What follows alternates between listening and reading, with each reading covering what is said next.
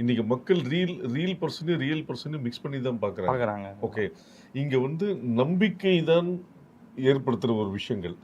ஏன்னா லைஃபே நம்பிக்கை சார்ந்துதான் விஷயம். புருஷன் பொண்டாட்டி புருஷனை நம்பணும், இல்லைன்னா தூங்கும் போது கள்ள தூக்கி போட்டுருவான்னு 2 பேர் நினச்சாங்கன்னா 2 பேர் லைஃப்பில் தூங்கவே முடியாது. இதுதான் லாஜிக். அது மாதிரி இவங்க தமிழக மக்கள் வந்து 2 கட்சியும் மாறி மாறி இருக்கும்போது ஏன் ஒரு ஆல்டர்னேட்டிவாக வரக்கூடாதுன்னு நினைச்சப்போ தான் விஜயகாந்த் வந்தார். ஆனால் அந்த தாக்கம் வேற, அந்த இருக்க பீரியட் வேற. நீங்கள் சொல்லலாம் அப்போ சோஷியல் மீடியா கிடையாது, இப்போ சோஷியல் மீடியா இருக்குன்னு. எந்த மீடியாக்கள் இருந்தாலும் இல்லைனாலுமே மக்களுக்கு வந்து என் தேவையை இவர் பூர்த்தி செய்வார் என்று நம்பினார்கள். அந்த நம்பினதுக்கு உண்டான பலன் தான் இன்னைக்கு காலையிலேருந்து அதே சோஷியல் மீடியாவில் ஜோசப் விஜய் என்னும் ட்ரெண்ட் ஆகிட்டு இருக்குது.